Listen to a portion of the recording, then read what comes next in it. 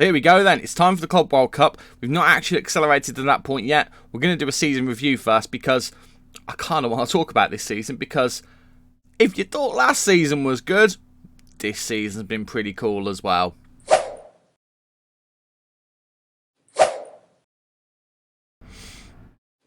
How you doing, guys? Welcome to episode 23 of Let's Go Villa, what is likely to be the final episode of Let's Go Villa on FM22. I'm Stu. Thank you for joining me in today's video, where I'm going to do a bit of a season review of the season that you've not seen. Obviously, we did a transfer special in the last episode along with the season review, and kind of a bit of a series review as well. We talked about a few things.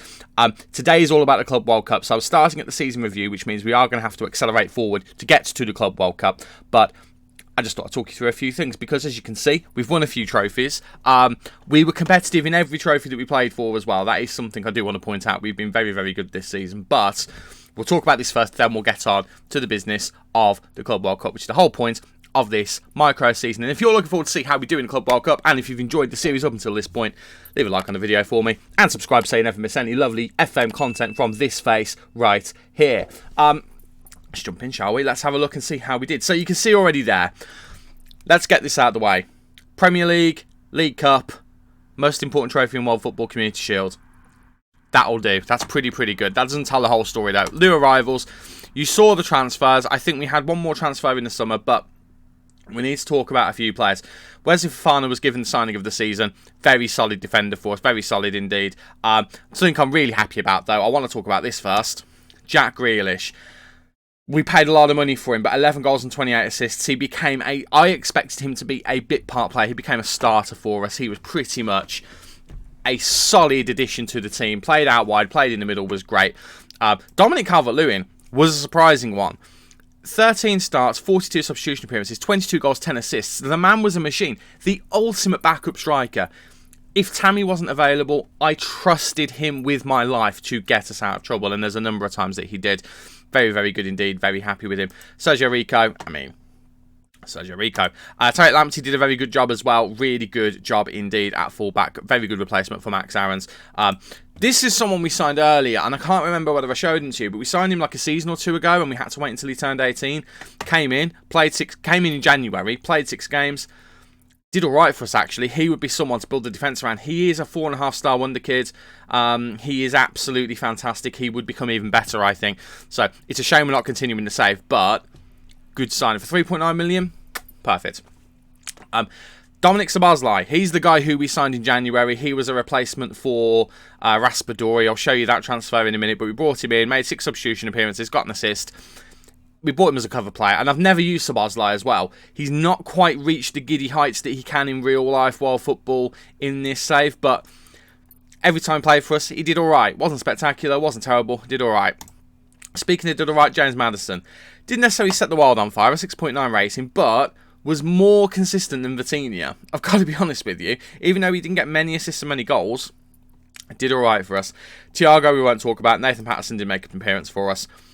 I think a really good transfer window overall. You look at the majority of those players were a success. And Wesley Fofana, signing of the season. Transfers out, Max Aarons. I mean, we know all about all of these. We talked about all of these before. So it's just a bit of a recap for everyone. But the one that you won't know about is... Well, there's 2 actually you wouldn't know about. One of them was Cameron Archer. I'm trying to think whether you saw Cameron Archer or not, or whether we let him go earlier. I can't remember whether we let him go earlier or not. Maybe we did, maybe we didn't. But either way, he went for £16.75 million. And we also sold Raspadori to Arsenal, £32.5 million, which I think is an absolute steal. When we paid less than 20 million for him, that's ridiculous. But he's gone to Arsenal. He's done all right. I ain't worrying about it. In terms of the season, the league is there. We win by a point. Look at the start of the season that we had. Starting with Liverpool, you saw the first couple of games when we hit transfer deadline day, so you saw these results here. We carried on unbeaten for a good long while. It was only when we came up against Liverpool in February, 15th of February, beat us 1-0. Had a bit of a wobble here, drew against Man City, struggled to get past Brighton. Blackburn Rovers, who got relegated, rock bottom of the league. We smashed them, and then Chelsea beat us 4-2. That was a painful one, but then we managed to overcome that all the way through to the rest of the season. Then we lost against Wolves on the second to last day of the season, when we knew if we won that game, we'd won the title. Same as last season. We knew if we won that game, we won the title. We ended up having to go to Everton on the final day. I didn't want to click on that. And to be honest with you, Everton probably let us win because they wanted us to win the title instead of Liverpool. But 99 points we ended up with, a plus 90 goal difference. But you can see a reason why that. Tammy Abraham, 43 goals in the league. 43. Erling Haaland, eat your heart out. Tammy Abraham was on fire in the league this season. He was an absolute machine, not just in this competition as well. You'll see his name come up again, but what a season that is. 3 losses. Liverpool only had 2, but we won 1 more game than them, and that is what matters. We were expected to challenge for the Premier League. We were actually expected to challenge for the Champions League places, but that's a glitch. That always comes up like that, but absolutely smashed it. Champions League, this one's a bit heartbreaking. Got to the final, but we lost against Bayern Munich. I mean, I had my white shirt on and everything. I was like, this is serendipity. This is meant to be. We're coming up against Bayern Munich in the Champions League final, just like when we won it in 1982. And we ended up finishing runners-up. Only 1-0. It was at their stadium, so it is what it is. But what a run we had. Didn't lose a single game up until the final. You know, we beat Wolfsburg a couple of times. We beat Inter Milan. We beat Luzern. We beat AC Milan. We got revenge over Milan for the European Super Cup, which we'll get onto in a minute. We beat Barcelona. We beat Manchester United. And then at the last hurdle, we just couldn't get past them. Tammy Abraham, 12 goals. Top goal scorer in the Champions League. Exceptional. Super Cup, we won't talk about that. We lost that against AC Milan. FA Cup, got to the semi-final, but Man City knocked us out. I'm trying to think. It says it was 2-2. I think it was 3-2. I think if we click on this score, yeah, 3-2 after extra time, and it was an own goal. Jean-Claire Todibo just putting it in his own net. A little bit frustrating. But as you can see, Calvert-Lewin, we trusted him enough to start in that game, and he got 2 goals for us. Absolutely brilliant. So FA Cup semi-final, that's pretty decent. That's what the board wanted us to do. Happy days. Carabao Cup, the board didn't care about. We beat Man City in the final of that as well. I think we got an extra time winner on them this time. Yes, we did. Wendy, Abraham with a penalty, and it was Emile Smith-Rowe, who started the season well, but had a really nasty injury that just kept him out. And then when he came back, he just wasn't the same player, really. So it was nice to see him get a goal there, just to pick things up. And you know about the Community Shield, but we won that. But again, Carabao Cup, Tammy Abraham. Emirates Cup, Calvert-Lewin, because we played him mostly in that. Tammy Abraham's just had a season. I mean, we'll get on to that in a minute, but biggest win, we've had a couple of them. The Luzern 6-0 is one of them. Obviously, we had it against Fulham and against Everton on the final day as well, but you can see there, Abraham with 3 goals, Abraham with 3 goals, Smith-Rowe with a couple there, Cole Palmer with a couple there, Jack Grealish getting on the score sheet as well. Jack Grealish was an assist machine and did score a few goals towards the end of the season as well. Goal of the season, I have no idea what goal this is, because we've scored plenty of them. I will say, the majority of the season, I haven't simmed through the season traditionally. I've got the Zealand skin on, which has got a simulate match button. I've gone between using that and also playing games on a really fast match speed on the 2D match engine. I like the 2D match engine, what can I say? I'm a little bit of a nostalgia person for that. But let's have a look at this goal. So I've not seen what a lot of the goals look like, really, because I kind of skipped past a lot of the highlights and replays just to get through the game a bit quicker. But let's have a look at this one. So Jack Grealish has the ball here, crosses it up to Cole Palmer. Cole Palmer gets on it. He's going to chip him. He chips him. That's... I tell you what. In the Champions League as well. That is a hell of a goal from Cole Palmer. That is a hell of a goal from Cole Palmer. Nicely done, sir. Nicely done. In terms of finances, we're a worldwide reputation club. You'd expect that. Sponsorship has gone up ridiculously. Broadcast revenue has gone down a bit. Corporate and hospitality has gone up by a decent chunk, as has competition prize money, and the matchday revenue has gone down just a little bit. You can see the shirts there. Abraham, Palmer, Smith-Rowe, Calvert-Lewin, which is a surprise, and Pedro still on there as well. In terms of the team of the season, that's it. It's Martinez in goal, Lamptey, Fofana, Todibo, and Digne as the back four. Martinez behind him, obviously. Christopher Ayer, Pedro Gonçalves, and James Maddison as the 3. And it's Cole Palmer and Jack Grealish pushing out Emile Smith-Rowe with Tammy Abraham up front. Tammy's the one there. I mean, you can see Tammy's goals there. We'll go on to that in a minute. What a season. And I agree with that team of the season. I would definitely say that. We've won Manager of the Month for a few months, and we've also won Manager of the Year again. I mean, to be fair, the season we've had, I'd be surprised if we didn't. Fans Player of the Season, Tammy Abraham. How could he not be? Cole Palmer, Young Player of the Season. He's had a really good year as well. We'll have a closer look at him at some point. Signing of the season, Wesley Fofana. I'd be down with that. I would say Jack Grealish could push it as well, but he has been really important in our defence. We've seen the goal of the season, but yeah, Tammy Abraham has scored 67 goals this season. 67. He's scored more goals than he's played, and that's not including assists he's made, because he's made 11 assists as well. Most assists, by the way, Jack Grealish on his return to the club, 28 assists, a thing of beauty. Most player of the match awards is Tammy Abraham. Highest average rating, as you'd expect, is Tammy. And John Claire Todibo with the most passes per 90 minutes with 80. In terms of record breakers, Tammy Abraham, 67 goals. Funnily enough, he's broken records. Most goals in the match, 5. That was against Everton on the final day. He went and pumped 5 goals past them out of the 6 we scored. And that's the same award there, effectively. Most assists in the season, Jack Grealish with 28. I loved having Jack Grealish back. He played so well for us. I was so happy. I'll talk about what I want to do with Jack Grealish in a minute, but I don't think it's going to do much, to be honest with you. But most clean sheets in the season, Emi Martinez as well did a great job. Most player of the match awards was Tammy Abraham, and our most expensive player is officially Wesley Fofana for 91 million. Competition awards. We've got a few of them.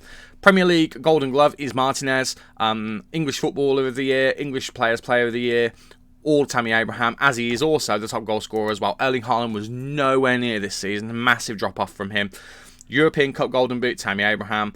Forward of the season, Tammy Abraham. And midfielder of the season, Jack Grealish for the Champions League as well. So, lots of awards won by our team. A lot of things won in the season. It's been a superb year. But again, just quickly show you Go PARMA, as I was saying, he's not had a bad season either. 16 goals, 9 assists. He's actually kind of flipped around from last season, where he scored more goals than he has assisted. He's been a goal machine, to be honest with you, and somehow, some way, he's still not got an England cap, and I don't understand it.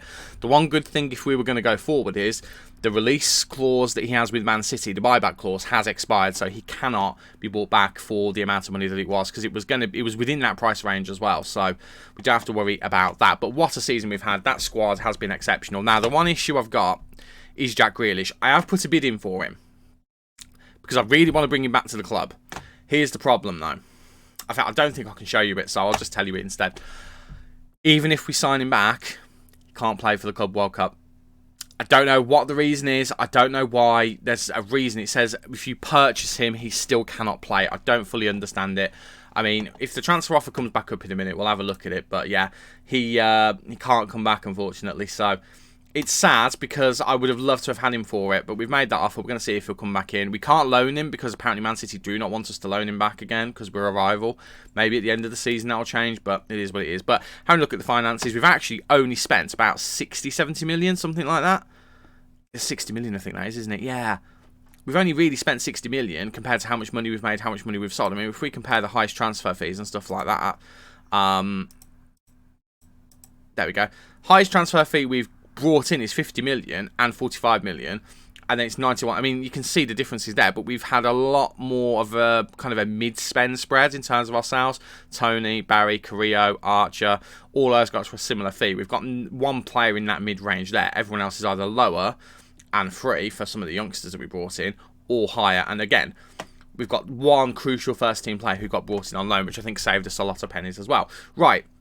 The Club World Cup has not actually started yet, in terms of we've not had the fixture list, but, well, actually that's incorrect. We haven't had the fixture list, but it has started. So, I'll quickly show you, preliminary round has begun. That's in the 16th of June, so we're going to be expecting it to happen after then. In terms of the teams who are in it, ourselves, obviously, as Champions League winners, but Bayern, Liverpool, Man City, PSG, Barcelona, Inter, Leipzig, and a bunch of other teams as well. Cruz Azul, Atletico Mineiro, Palmeiras, Club America, yeah, Club America, Boca Juniors, Internacional, Flamengo, Sao Paulo, ES Tunis, Columbus, Kawasaki, Al Dahal, and I mean, I'm not going to read all of them because I'm butchering all of the names. I know I am.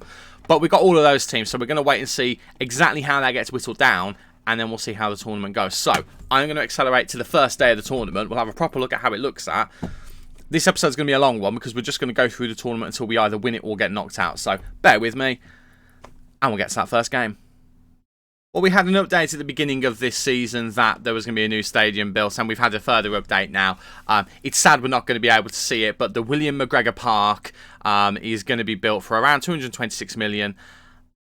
I mean, we're going to make 21.5 million by selling Villa Park. It's a sad thing to think about selling Villa Park, but it is going to be built. It's going to be finished for the 2027-2028 season. Obviously, we're going to be long gone into FM23 by then, but nearly a 60,000 capacity. It's an upgrade on the 42,000 and a bit that Villa Park has got. It's a grass surface, not a grass synthetic hybrid, just a grass surface. No roof, but yes, with the undersoil heating, because it has to have that. It's in Birmingham. I mean, that's fantastic. I love the fact that we've managed to achieve enough growth to warrant a stadium being built. I'd love to know where it's actually being built. That'd be superb, but there's no way to find out the exacts other than it being in Birmingham. So I just thought I'd let you know that. Also, facilities have been downgraded again. Goodness me. Well, let's improve those, shall we, boys? Let's improve those. Why? Well, I mean, I don't know why I care. I really don't. We're not going to be in this save for much longer, but again, unless anything dramatic like that happens, I'll be back for the first game of the Club World Cup. It is finally time for the Club World Cup, and we have issues. But before we get to those issues, let's have a quick look at what we've got. So we are in Group D, just down here, and as you can see, we've been drawn against Columbus from the USA and Kawasaki Frontale from, I assume that's Japan. I'm going to assume that's Japan. I mean, we can't actually tell, but yeah, I'd say it's probably Japan. The name Kawasaki probably gives this away. But yeah, that's the group we've got. As you can see, Man City got Boca Juniors and Al Duhal. Bayern Munich, I've got Palmeiras, which will probably be a difficult one, and Wydad Casablanca. I'm just going to stop there because I'm going to get all those names wrong. Also, I've bitten my tongue, so it's really difficult to actually get my words out. But here's the issue. The squad that we've got has got a lot of players in it who've just come back from international duty, and we've still got a lot of players on international duty as well. Also, I thought I could get Jack Grealish in for 1 or 2 games before his loan contract ends. Unfortunately, because his loan contract is ending during the tournament, even though I've registered him for the squad, he's ineligible to play as well. And if we sign anyone at all, although they'll arrive at the club while the Club World Cup is on, they won't be allowed to play in the tournament. They won't be allowed to be registered in the squad. So effectively, we've registered a player who we can't use there, which is a real disappointment that I didn't kind of consider that. So bearing all that in mind, this is going to be the 11 we're taking into the first game against Columbus in the Club World Cup. I'm very excited to get it underway. We've only got 2 games, remember, because it is a 3-team group. So that's one thing, we should get through it quite quickly. But it's Martinez in goal. Ayer at right back, Todibo, Jose Roberto and Digne in defence, Vitinha as the holding midfielder with Ramsey and Gonçalves ahead of him, Buendia on the right, Szoboszlai on the left, and Cole Palmer up front, because we don't actually have any strikers. Our entire bench is made up of either defenders or a defensive midfielder. Everyone else is either injured or unavailable through international duty. I have no idea how this is going to go. Let's just put some opposition instructions on. I have no idea how this is going to go. We're just going to have to see what happens, really. We could get absolutely smashed. We could get absolutely battered. But we're just going to go for it. Do you know what? We're going to go for it live as well. We're just going to go through it like this. Normally, I have a little cut here. We're not going to do that today. I'm going to try and cut out those cuts. We're just going to go for it. Let's do that. Let's just G to get team and the players up. But yeah, let's just go for it and see what happens. We should have a good enough team, even without the players that are missing. We should have a good enough team to do something, I would have thought. I mean, this has currently been playing in Brisbane, Australia, which is kind of insane, actually. I love that. You'd have thought this team has enough to get past a team like Columbus, and that's no disrespect to Columbus, but we are just a superb football team. The one issue I've got here is Cole Palmer up front. Scored a good number of goals this season, but a striker he ain't. So I'll be interested to see how he does against a team like Columbus. I would have thought he's got enough ability in him to put the ball in the back of the net. I mean, he nearly did it there. What an audacious... I mean, we saw the goal of the season was an audacious chip, so we know he's got it in him. I mean, I would have liked it if it had gone in, but it will do. But that is a terrible ball. That is an absolutely terrible ball. Also, first time you guys are going to see Jose Roberto. He came to the club in January after we agreed a deal ages and ages ago. And he's a ridiculously good player, considering we spent like 3 million on him. Like, we could sell him easily for 30 or 40 million. But he's a player we'd be building the defence around. Cole Palmer's in again here, and he just hits it straight at Room, the goalkeeper. No room to go past him there. And it's going to be a corner for us. I'm going to assume it's Buendia who's going to take notes. Lucas Digne, actually. Whipping it in, looking for Cole Palmer. And Cole Palmer, I tell you what, Cole Palmer, he's doing all of the right things so far. All of the right things. Szoboszlai, the only player who wasn't at, like, near full fitness, is absolutely shattered already. Unfortunately, we don't have any options. We can't bring anyone on for him. The only thing we might have to do is put Digne up there on the left-hand side Or maybe even put Pedro Gonçalves on there and bring Sander Berge on. We're going to have to consider those things in the second half, though. It's too early to be doing stuff like that. Right, Buendia's on the ball here. Gets to Digne, whips it in, looking for Szoboszlai. And Dominic Szoboszlai, despite the fact that he's not fit, puts us ahead in the 29th minute. And we lead in our first Club World Cup game. And I've got a bit of a sigh of relief, but in the nicest possible way. We do still need to push on here because this is one of those weird groups, a 3-team group. You really need to win both games. If you don't win both games, you're setting yourself up for a fall. So we need to really push ourselves in this game and get more than just that one goal. I don't want to just rely on a 1-0 or a 2-1 or anything like that. And I feel like the condition our team is in because of all of the international games and all of the players who've been away on international duty, we could get snuck up on in this game. And it's sad because Szoboszlai's been one of our best players and we're going to have to take him off at half-time because of how tired he is. There's just no way he can play any more football. Like, he's in the red already. Even with the half-time bump, he's going to have to come off, surely. There's no way I can justify leaving him on. So what do? Well, I think we'll put Buendia onto the left-hand side. We'll put Gonçalves out wide. And we're going to have to bring Sander Berge on, who himself is not fully fit.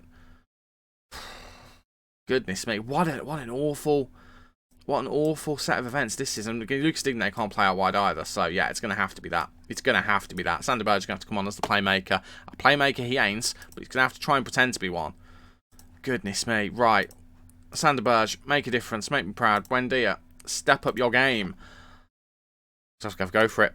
Let's get another one. We're on attacking already, actually. I didn't realise we're already set up as attacking. I think I did that for the Everton game, just to try and get us fully past them. I think we started the Bayern Munich game in the Champions League final with attacking on as well, and I realised very quickly and turned it down. I'm going to demand more from the boys, because I do want that second goal, just to make things a little bit easier for us.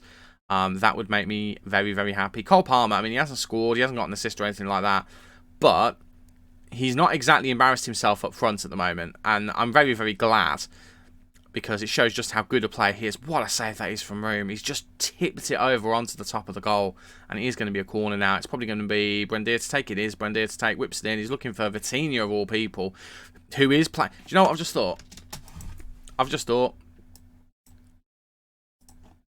There we go. Bringing Sander Berge on, he's the defensive midfielder. Why am I not moving things around so Vitinha is playing in a more natural position? Vitinha, by the way, has had a really good game. Like, he's played really, really well at the base of that midfield. Maybe that's where we've been going wrong. Maybe we should have been playing him at the base of that midfield. I mean, we moved him into the midfield and he's now at 6.9 from a 7. I mean, don't read too much into that, but I do wonder whether maybe we should have been playing him at the base of the midfield all along, but he's just not a very good defensive midfielder. We've got more defensive midfielders in the team. Pedro's in here. Pedro goes for the finish. He makes it 2-0. There is a question mark as to whether he's offside. It is going to be checked. We have apparently got VAR in this competition, so let's see whether it gets given. Referee's having a chat with the little man in his ear, and the little man in his ear says it's a goal, 2-0, and I feel a little bit more relieved now that we've gone 2 ahead. Right, Graber with the throw, throws it to Zalarian. Zalarian whipping it into, well, it's going to end up with Ogbane, but Ogbane. Let's go with Ogbane. I don't think Ogbane was the person who was meant to get it, and Lucas Digne's got sent off. I'm really glad we got that second goal, because Lucas Digne has just got himself sent off. How many games is he going to miss as a result of that now? Goodness me. Right, well, that changes things, doesn't it? That changes things. Right, who's playing the worst? Right, Buendia's playing the worst, so maybe we bring him off. And Bjorkan, I mean, he's not fully fit, but he's going to have to come on. He's going to have to come on. We'll move Go PARMA over here just a little bit. We'll get Gonçalves cutting inside as an inverted winger, trying to cause all kinds of problems. And I'll tell you what we'll do as well. We're going to move Vitinha and Ramsey the other way around. So Ramsey's at least coming out to give a bit of support on this side, and Vitinha is going to be the player occupying this space here. That feels like the most sensible thing to do. We're also going to drop Ramsey down to a support player, and I think that makes the most sense. And should we take someone else off? Should we refresh it a little bit more? I think we'll bring Matty Cash on for Aya. Aya, bless him, has done a good job, but he's going to be shattered. We'll bring on an actual right back in Matty Cash. He's got a little bit more fitness for the last little bit. And we'll just hope. We'll drop down to positive. And we'll just hope we've got enough of a balance just to cover positions here. Hopefully we do. Hopefully we've got enough about us just to push on in the last little bit of this game. But at least it wasn't a penalty. At least it wasn't a penalty. And at least we still got a 2-0 lead. Right, Roberto. Get to Sander Berge. Berge goes all the way back to Martinez, who looks for Cole Palmer. Remember, Cole Palmer is actually over 6 foot, so he's not the worst player to have as a striker, but he's not the best in the air. That's the thing you have to remember. He is not the best in the air. I do think we're going to get at least 1 goal conceded here. There we go, as soon as I say it. As soon as I say it. Right. Focus. What can we do? Is there even anything we can do? I don't know whether there is. I mean, we've got 3 central midfielders on. I mean, we could go strikerless, but I feel like that's a recipe for disaster. But you know what? We're going to do it. I know it's utter madness, but this is what we're going to do. Jacob's going to go as a shadow striker. Vitinha's going to drop down as the deep line playmaker. And we're going to have these guys be on support. There's not a lot else we can do at this point. Oh, Evans is in. Evans is in. Tackle him. Tackle him. Tackle him. Don't tackle him yet. Oh, Roberto does really, really well there. Roberto does really, really well. I didn't actually check. How many substitutions are we allowed? We've used all of them, to be fair. Right, let's just slow the play down. Let's just try and time waste a little bit. Let's just see the game out a little bit. Slow the pace down. And bring this line back. I'm going to narrow things up a bit as well. Let's just try and see the game out as best as we can here. I mean, Todibo just launches it forward. And we've got so much space that we're giving up at the moment. So much space. And, oh my word, who's that who missed it? Bjorkan, a tired Bjorkan, but Jose Roberto clears it. We just need to get the ball off of them here. Corner. Corner to Columbus. We were fully fit, we would be able to absolutely steamroll past them. As it is, we have won the game, but my word, we have got a very, very tired team. We're telling them they weren't good enough. I mean, Lucas Digne deserves a bit of a slap for getting sent off in that game. But we squeezed past, and that is the most that's the most important thing. Is he been banned for 1 game? He's been banned for 1 game. That's okay. Cash is absolutely shattered. Most of the team is shattered. So we need to address that because in the nicest possible way, we haven't exactly got a lot of players. Anyway, we've only got a 23-man squad. That's turned to a 22-man squad because of Jack Grealish. That's turned to a 21-man squad because James Maddison's injured. Fortunately, the next game is in 7 days, so we can give the players... I think we'll give them 4 days off. I think that makes sense. So then we've got a couple of games left for them to get their fitness back. Right. We won, and that's the most important thing. Let's go to the Kawasaki game, and let's see whether we can get through them and into the knockout rounds. Fingers crossed we can. Well, we're at the next game, but I'm really confused. Our team is so unfit. It is not real. We've not managed to recover condition, whatever. I don't know whether it's because we're at the end of the season. I don't know whether it's because we've not been training for a couple of weeks, and now they've come back into training, and I don't know. I've tried to rest players. It's not worked. The only players who are at full fitness are Tammy and Dominic Calvert-Lewin, who I'm having to play both of because I just don't trust any of the other players. And unfortunately, the team we're playing against, I'm fairly confident they're all greyed out players. So I feel like we should have a decent chance against them. But, oh God. Well, we'll see what happens anyway. But this is going to be the 11 we're going to be using in this game. And hopefully none of them actually collapse. It's Martinez in goal, Cash, Todibo, Roberto and Bjorkan in defence. Aya, Gonçalves and Vitinha in the midfield. With Palmer, Calvert-Lewin and Abraham up front. Our bench literally is full of players at the same level of fitness. So, I mean, the fittest player outside of them is either our goalkeeper or Jose Roberto. So, we'll see what happens. I don't know what's going to happen here. I feel like we should absolutely batter them. But I don't know whether that is going to happen. We'll just say that we're favourites. We're going to hope that the players just make it through. But I'm interested to see what the fitness of other teams are. Because I feel like if we're at this level, they must be as well. Unless I'm missing something. I don't know what I'd be missing. I really don't. But it's just weird. They've had a week off, a lot of the players. And they just haven't recovered. And I'm not entirely sure why. So we'll just see what happens, and we'll see whether we can get to the point where we're like 3 or 4 up, and then maybe we can change the tactic to something with less intensity, and we'll just try and save some of the players as best as we can. We've got a lot of players who can come in and take the place of some of these players. That's one thing that I'm not too worried about. Todibo's going on a merry little run here, and Calvert-Lewin with the distance header just can't quite put it in the back of the net. But this team is just going to run out of stamina so easily, and I don't get it. I don't understand the reason for it.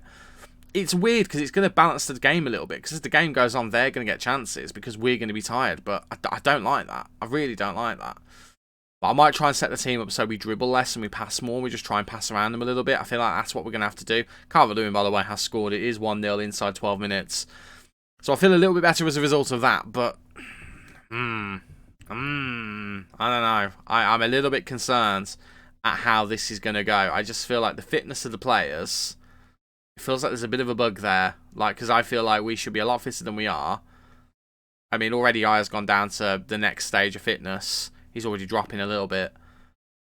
I'm a bit concerned. I'm a bit concerned at how this is going to go just based on that. I might have a look at one or two of the other teams in a minute and just see what their fitness levels are like. And if their fitness levels are really good, I don't understand what the problem is, because there clearly is an issue. Right, Calvert-Lewin's in again here, and he's gone and scored a second. Pedro Gonçalves with the assist. I think he got the assist for the first one as well. And it is 2-0 inside, just inside 15 minutes, I think that was. Which is glorious. Vitinha starts to move here, gets it out wide to Pedro. Pedro drifts wide as the Mazzala, and he then just crosses it in. Cool as you like. And there is Calvert-Lewin. Tammy's not even had a look in so far. It's been the Calvert-Lewin show. I'm genuinely surprise signing of the season, underrated player of the season, Dominic Calvert-Lewin.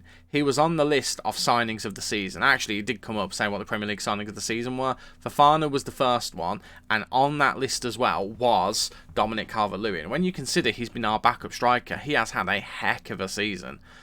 I am really worried at how we're already dropping in stamina, though. I mean, we've only got 3 substitutions as well, so there's not a lot we can really do about it, if we're honest. Calvert-Lewin going for the screamer.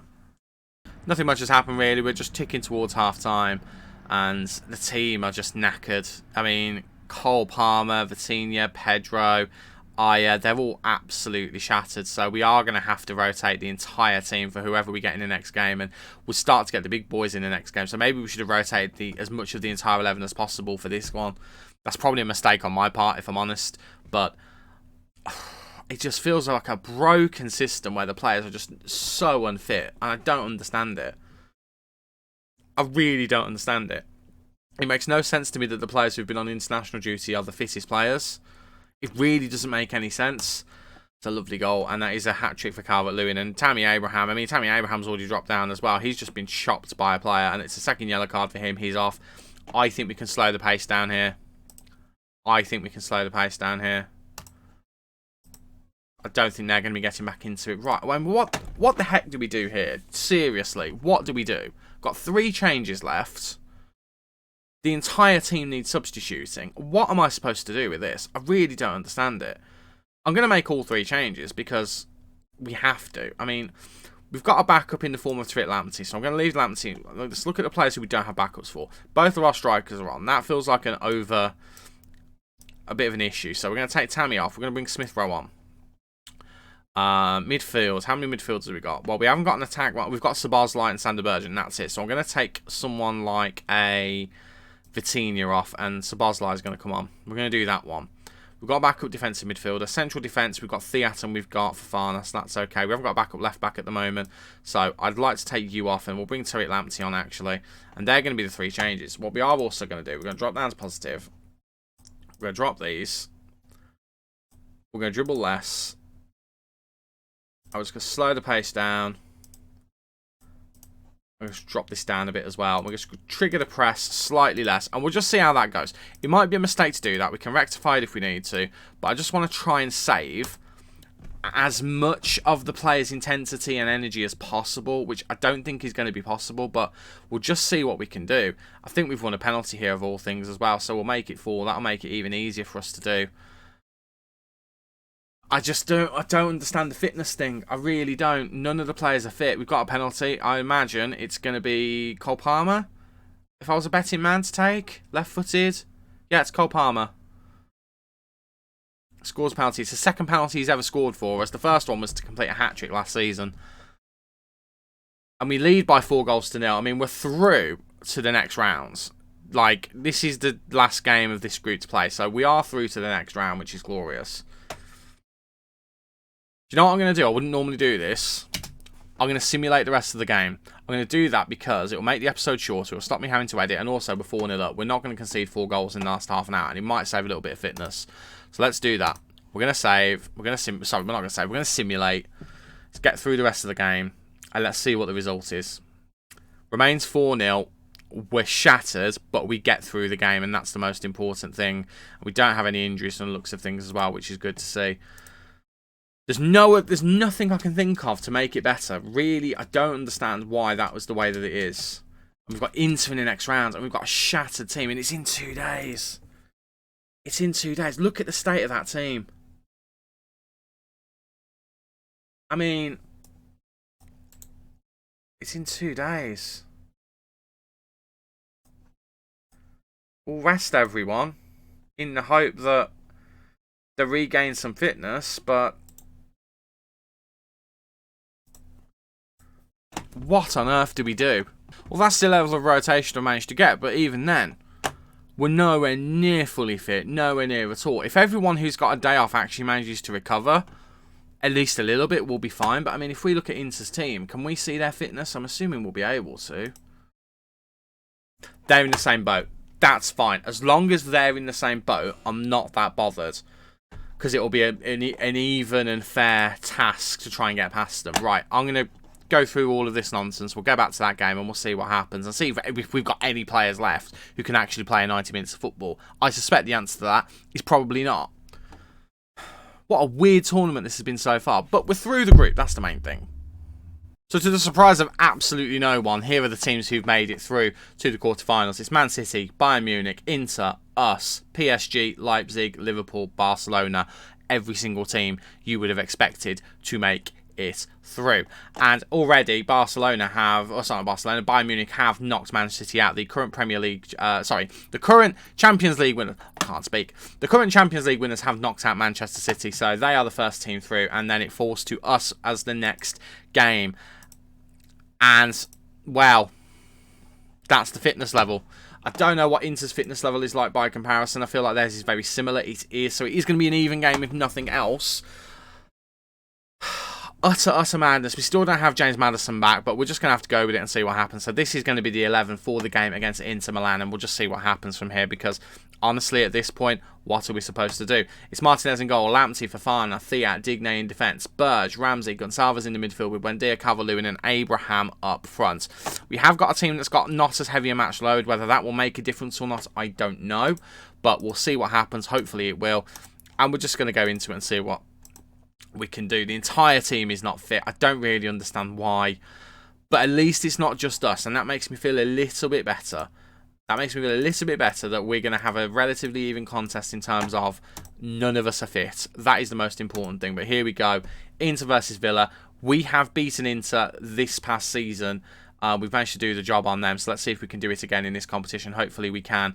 Fofana nods it down to Calvert-Lewin, and Calvert-Lewin, it's Calvert-Lewin's world at the moment. Tammy Abraham took all of the plaudits in last season with all the goals he scored. Calvert-Lewin went under the radar, but playing on that left-hand side, he has been an absolute menace for teams. And he's getting the plaudits that he deserves. He's been absolutely superb for us. And if this ends up being his tournament, I will be delighted about it. The 5th minute goal to put us ahead. Wesley Fofana with the assist. But again, we're just going to have to keep an eye on our fitness as well as theirs, because in the nicest possible way, we're going to get dead. We've got 3 substitutions to make. And, I mean, those 3 substitutions ain't going to go very far, really. We saw in the last game they didn't go that far. But if we're going to get up to medium fitness, then it doesn't matter too much. What a save that is from Martinez, by the way. If we're going to go to medium fitness like that, this level that we started at for every game, it's not the end of the world. But as you can see, some of our fitness is already going down. Theirs isn't, because we're running around a lot, and that's going to come and bite us. So we really need to get more goals early on. If we can get 2 or 3 in this first half, well, probably 3 or 4 really, and that's probably stretching it a little bit. That's going to be the thing that will get us through. But I do worry that we're passing it around and running around quite a bit at the moment. Really, we need to be passing it a little bit more and letting the ball do the movement. Max Aarons, he's going to run himself into the ground if he does runs like that quite often, though. And he is running at us here. He's going to try and cross it in. It ends up going out to Brozovic. Barella now. Agume with the shot, and it's just wide. Just wide. And we do need to be careful. Their fitness is starting to drop down now as well, so it is starting to affect them too. What a weird situation where we're having to worry about our fitness more than I think we've ever had to worry about it. Digne tries to get in there. Of course, he got sent off in the first game, missed the second group game, but he is back in the team now. And again, despite the fact that he missed that game and has had more time off than anyone in our squad, Same level of fitness. Just for some reason... Oh, that's really poor. That's really poor from Fofana. Fofana lets us down there. And I'm shouting at him because that is unacceptable. I don't mind conceding a goal against a top team, but when the mistake is one like this is awful. That's awful from Fofana. And it is Fofana I've shouted at. Yeah, it is. That's awful from Fofana. Genuinely. Should not be doing that. And I've just realised I've left us on attacking. I mean, it worked to begin with, but obviously we do need to be a little bit careful. Barella now knows that Fofana is for the taking with his passes. He knows that he's going to get caught out every now and then. Right, Lautaro Martinez. Fofana. I tell you, we're going to drop down to positive. We're going to drop down to positive. I don't want to risk anything else. We're just going to drop the intensity as well. We're just going to see whether we can just rein things in a little bit. And try and be a bit smarter about things if we can. But I mean, we're both absolutely shattered. Like, there's no sense to this whatsoever. Football Manager, I don't know. I hope you fix this for FM23. I mean, as I'm recording this, FM23 is due out pretty much at any moment. I'm recording this on the day that all of the rumours say it's going to come out on. I really hope this is something you fix, because it makes no sense whatsoever that we're in this situation where we've got no fitness at all, despite the fact the players have had days off. It makes no sense at all. There's nothing you can say to me that will convince me that this makes sense. And we're going to have to make all of our changes now because the team is that tired. Calvert-Lewin is so tired, but he has to come off surely. Or do we I mean, we're going to take Tammy off. Because at least Calvert-Lewin has scored. At least Calvert-Lewin has shown he can get a goal. And we're even going to take Fofana off, I think, because I don't trust him. We're just going to make all three changes. Are they making any changes or are they sticking with it? They're sticking with it. So let's just try and... I mean, apparently our advice is different now. Let's just go with that. Let's just go with that. We'll pat these boys on the head. And we'll see whether they can do anything for us. Right, demand more. Aarons is down. I told you he would run himself into the ground, and that's exactly what he's done. He's going off, so they're temporarily down to 10 men. If we can take advantage of that, that'd be fantastic. Right, Smith Rowe. He's one of the fittest players on the pitch, believe it or not. Right, Pedro. A bit slow there, and the shot is tame, and it's because he's so tired. It's because he is so tired. And Onana now is going to look to launch the ball forward. I'm really considering dropping the high line as well because Isak is in there and we just about get away with it. I'm going to drop the line back one because I think playing a high line would dribble less as well. Let's try and pass the ball around a little bit more. Pass the ball around more. Let the ball do the running for you. Let's just see what we can do with that because at the moment I'm just a bit concerned. I mean, I feel like the journey is going to be over here because I don't see how our team is going to get past them. I know their team's tired as well, but our team is built on high pressing, and if we don't have... There you go. We don't have the ability to high press, then... I mean, I feel a bit robbed here. I feel like the game has robbed us of a beautiful, beautiful opportunity to round out the save because the fitness just doesn't make sense. No one can convince me that the way that it is in this tournament with the fitness is how it's supposed to be. It can't be. It cannot be. We're going to fire the boys up. We've got no subs left. There's nothing else we can do. So we're just going to have to see if we can get an equaliser, but I don't think we can. I don't think we can. I mean, I made those changes to try and be a bit more sensible with quality of life stuff for the team. We're just going to have to undo them all and just go for it again. And now we've got an injury. Made all of our changes and we've got an injury. What a ridiculous way for this tournament to work. I'm sorry, Football Manager, you need to sort this out for... Hopefully you have. Hopefully already this has been sorted out and we don't have to worry about this nonsense. But this is utter nonsense. The fact that you can give players 3 days off and they've got no fitness whatsoever. I think it's utterly ridiculous and it just ruins the experience. Like, I won't ever want to play a Club World Cup again now. Like, I will look at this tournament as one just to simulate. And I think it's utterly ridiculous. And I know I've said that word a lot. And I'm a little bit salty about it because I thought we had a good chance in this tournament. But if we get through this game, it will be through nothing other than just absolute sheer luck. We're down to 10 men. But we've got Dominic Calvert-Lewin, and apparently that doesn't matter. Apparently nothing else matters because we've got Dominic Calvert-Lewin. I feel like this is going to get disallowed for an offside. I don't feel like this is going to get counted. The referee is checking it. It looked offside to me, but it's been given. Don't you dare tell me we've got extra time to play now. Don't you dare tell me. They've lost 2 players, actually. They might be down to 10 men, actually. Are they down to 10 men? They're down to 10 men. Currently playing strikerless. Inter Milan. Currently playing strikerless. What a ridiculous set of circumstances. They're going down to 9 men as well. They've just had a red card. Hugo Sique. Come on, boys. Let's make the most of it. I'll take extra time now. It's actually extra time.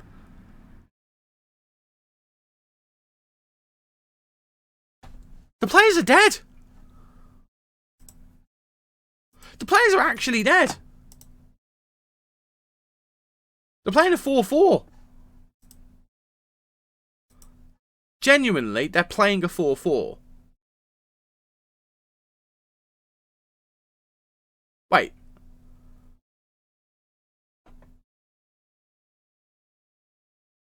Oh, they've only got 3. I thought they had 5 substitutions then. I was going to say, oh, I'd have been fuming. So he's the one who got sent off. Hang on. Yeah, they've got... Oh, they made a substitution now, haven't they? Because they've got the extra one. Right. We've got 1 extra substitution. Who do we take off and who do we bring on? Those are the 2 questions. I feel like it has to be an attacking option. I'm looking at Gonçalves. I'm looking at Smith Rowe. I mean, Smith Rowe, bless him. I don't really want to sub him off. I think it's going to be Gonçalves. Or do we re-sub off Vitinha? Yeah, do you know what? We're going to do that. Cole Palmer's going to come on. He'll just add that little bit of extra magic, even if it's shattered. What a ridiculous game of football, but we've got an advantage. They're down to 10. We're down to 10. In fact, they're down to 10 or down to 9? They're down to 10 because of the red card.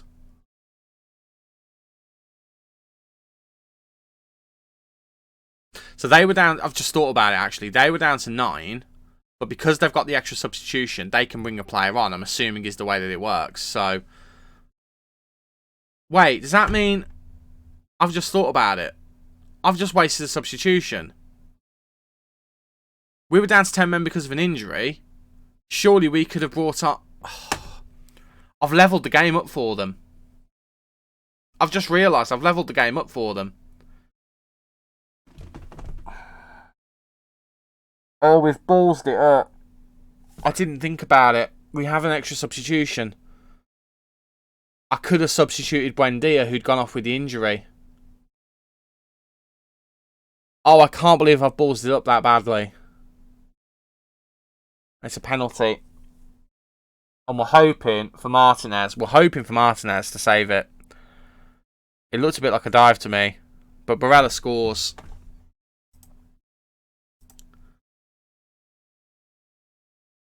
They've used their extra substitute to bring on an extra player to replace the injured one. Which is why they're down to this. They've just had another injury. Right, come on, boys. There's ever a time. Now is that time. Let's bring you up. Have you as a ball winner on support. Let's have you both on support. Gonna have you guys bombing forward as well. Like, all of their attacking umph is coming from their midfield. So, I'll tell you what, we'll keep you here as a halfback.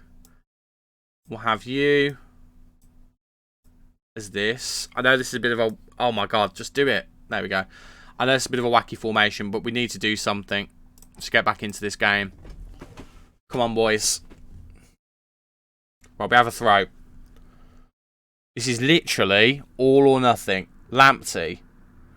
Looking to whip it in. Get it into Sander Berge. Sander Berge. All the way back to Todibo. Look at how high we are pressing with our defence. But there's no striker to make it not worthwhile. Right, Digne. Smith Rowe. Whips it in. Looking for Cole Palmer. And Cole Palmer makes it 3-3. And we have got the best part of 12 minutes, or 11 minutes, to get a winner.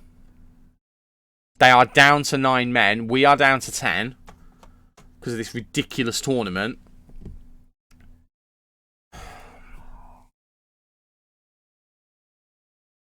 This is absolutely broken. It really is. It's stupid. It's absolutely stupid. I am going to play a Club World Cup in FM23 just to see if it is still this broken. But I'm sorry, the amount of injuries we've had in this game, because of how the game is kind of programmed, is utterly insane. I'm going to move these guys inside. But we had an advantage there and it's gone. But we shouldn't have had the advantage in the first place.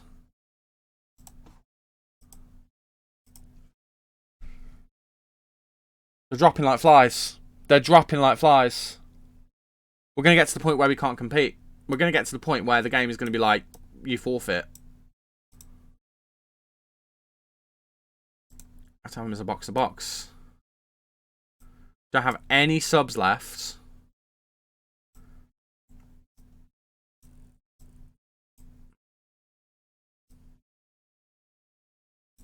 I mean, how's this going to work? They've just had...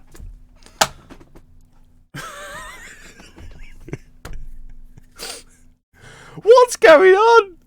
Oh, what's going on? This is ridiculous. This is utterly ridiculous. Oh, I'm so happy this is happening on a recording, but my word. I mean... It's turning into a five-a-side game.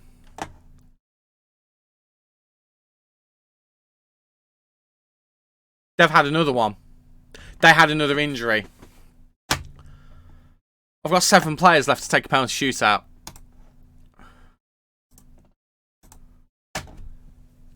Football Manager, can you have a look at this, please? Because I know this is FM22, but if this hasn't been changed for FM23, then what are we doing?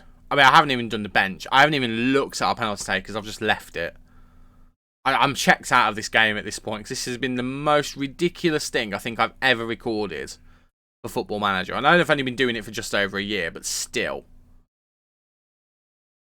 The most ridiculous set of circumstances. We have actually somehow saved, or he's hit the post. I'm not too sure which it was. And Calvert-Lewin steps up to make it 2-1 to us. It is 2-1 to us. We've got a semi-final if we go through. I kind of don't want to go through. I don't. That it doesn't get much weirder than this. Skriniar scores. Our turn to score again. Oh my word! What a ridiculous game! What an utterly ridiculous game. Tariq Lamptey scores, so it's 3-2 to us after all penalties taken. For their fourth. Samaniego does put it in the back of the net. We score this, we win. No, sorry, I got that wrong. We score this, they have to score the next one. And we level it. We level it by missing. It's Ndika. Against Emi Martinez, who's probably the fittest player on the pitch at this point. I don't know who our final penalty taker. It's Emi Martinez. I just thought, no, it's Todibo. I was going to say, we've still got a couple more players. So Todibo steps up. Has to score. I don't know how many players they've got left in their squad compared to us, but we have to score this. And we don't. And we go out. And I'm actually relieved because what an utterly ridiculous set of... I'm sorry. I'm sorry.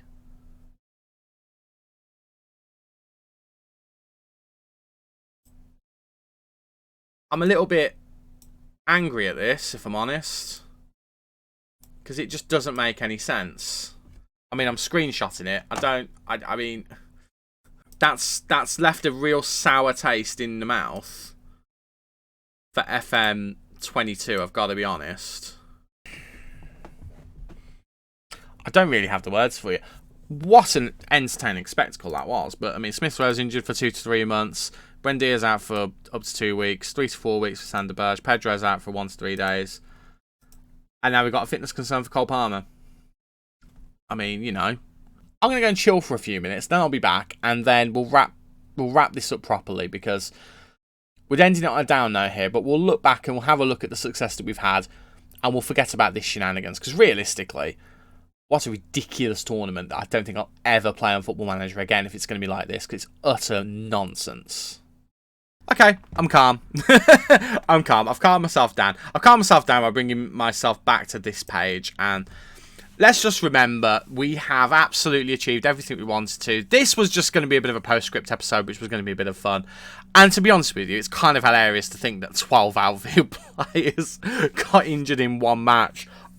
Over a full squad got injured in that match. It's ridiculous. It's absolutely insane. I've actually sent a bit of a snotty tweet. Not a snotty tweet necessarily, but a bit of a tweet out to SI, because I'm not very happy with it, to be honest with you. I don't think that should be happening in any way, shape or form where that's possible. I know that having that many players get injured is a bit of an outlier, but come on now. Like, the fact that players weren't recovering to half fitness, I think, is utterly ridiculous. But let's move off of that and let's look at the fact that we've had a really good time here. As you can see, we've moved up to icon. We never made it to legend status, but Jack Grealish and Tammy Abraham both did, and I'm very happy to see that. But we moved up to icon status, and look at the players we got onto the favourites as well. Palmer, Martinez, Mings, Digne, Buendia, Todibo.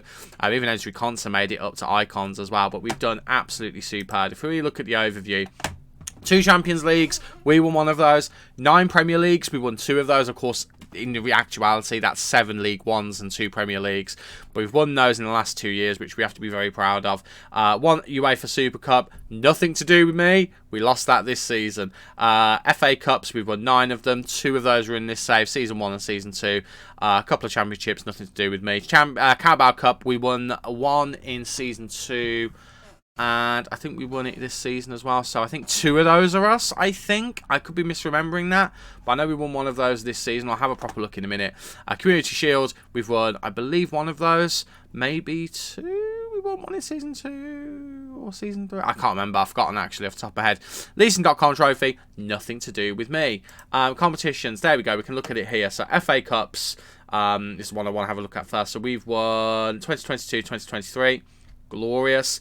The League Cup we won in 2023 and 2025, so we have won 2 of those. Excellent. And again, runner-up in the Champions League as well as winning it last season. We've had a very, very good time, I think. Let's have a look at the landmarks. As you can see, it's been absolutely glorious, absolutely superb, and yeah, I could not be any happier with how we've done. I mean, you can see the transfer records there. Fees received each season there. I mean, Callum Chambers for £31 million. That was ridiculous. Transfer spending has gone up quite a bit. And transfer income has also increased as well. Other than this season, it dropped down a little bit, actually. So, there is that. There's another... I mean, the players... Okay. I mean, overview. That's the one I want. That's what I was looking for. I was thinking, where do I find the thing that I want to see? So, if we have a look at modern day. Let's have a look at the stats for this. So... what have we improved upon? Highest league position. Technically, we've matched that this season. But 18, 93, 94. I love that. Most points in the season. We smashed that this season. Excellent. We've also smashed fewest league defeats in the season with 3. That was this season as well. We've also... let's have a nose down here. Highest gate receipts was this season against Inter Milan. We've also... what other things have we done this year? Or in this save, I should say. Highest scoring match apparently was during our thing. 5-3 against Preston North End in the second round of the Carabao Cup. Should we be proud of that? I don't know. Highest scoring league match was 7-0 against West Ham United. Highest transfer fee paid was £91 million for Fofana. Highest transfer fee received, of course, in real life is Jack Grealish. We didn't get anywhere near that. Most overall goals by a player in the season, Tammy Abraham, absolutely.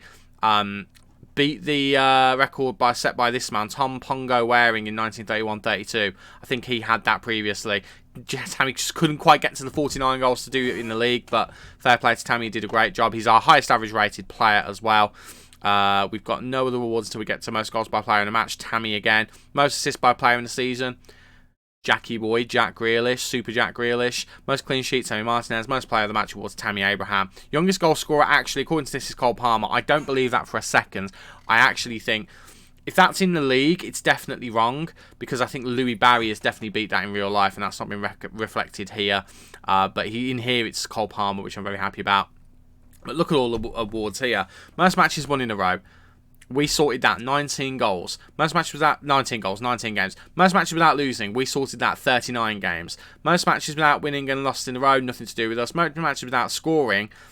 Apparently was 2. I don't believe that for a fact. I feel like that's one of those things that it just doesn't take into account. But we've been absolutely superb this season. Absolutely superb. I couldn't be happier with how it's gone. That's our best 11, apparently, over the years. It's Martinez in goal. It's Cash, Ayer, Mings, Digne in defence. Sander Berge, Gonçalves and Jacob Ramsey in the midfield, with Cole Palmer, Smith Rowe and Tammy Abraham up front. I'm not entirely sure I'm convinced by that, but I understand why it's been picked the way that it is. I mean, there's some great players on the bench as well. Players like Watkins, players like Danny Ings, Buendia, Coutinho. I'm a bit surprised Jacob Ramsey's there. I'm a little bit surprised that I mean, to be fair, I'm not actually. That's the one position we couldn't fill, really, but I'm surprised Jack Grealish hasn't ended up back in there with the one season that he's had this year. But it is what it is. I mean, what a season. What a season. Well, not even what a season, because it has been a good season, but what a save it's been. I'm really glad I chose to do this at the end of the save, if I'm being honest. I'm really, really glad. And I'm going to miss it. I'm going to miss start doing a Villa save in FM23. You watch, I'll get to the end of it, and I'll be like, yeah, let's do a Villa save. But that is going to be it, and that is going to be it until FN23 comes out. I'm actually recording this on the Thursday it's due to come out. So this video, I've got to edit now, and it is going to come out on Thursday as well. I want to get it out as soon as possible, because I want to be ready to make some FN23 content. But that is going to be it until Football Manager 2023. And we've had some good times. We've had some really good times. We've not had many bad times either, so I think we've done really well. I do think we're going to have more of a challenge on FN23. I'm going to try and make it a bit more challenging for myself. But again, let's just remind ourselves just of the league positions, because it's all been about the league. First season, an unlikely third. Second season, we matched it. Third season, we went all the way. We won the title by 3 points. And then this season, we did it by 1 point and actually got better points total. We were just that good. Right. I will see you guys for the Chelsea beta save, where we're going to try and take Chelsea back to being the top team in England within 2, maybe 3 seasons. Probably 2, I've got to be honest with you. Within a couple of seasons, we're going to see if we can turn Chelsea back into the best team in England.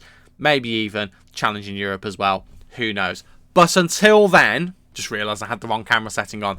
Until then, that is going to be it from me. I've had a lot of fun in Football Manager 22. Hopefully you guys have watching as well. And do remember to hit the like button and subscribe if you have enjoyed it. Thank you so much for watching this series and everything on the channel. I know I'm repeating what I've just said, but it does really mean a lot to me. I'll see you for the Chelsea beta save. Let's have some fun in FN23, shall we? Cheers.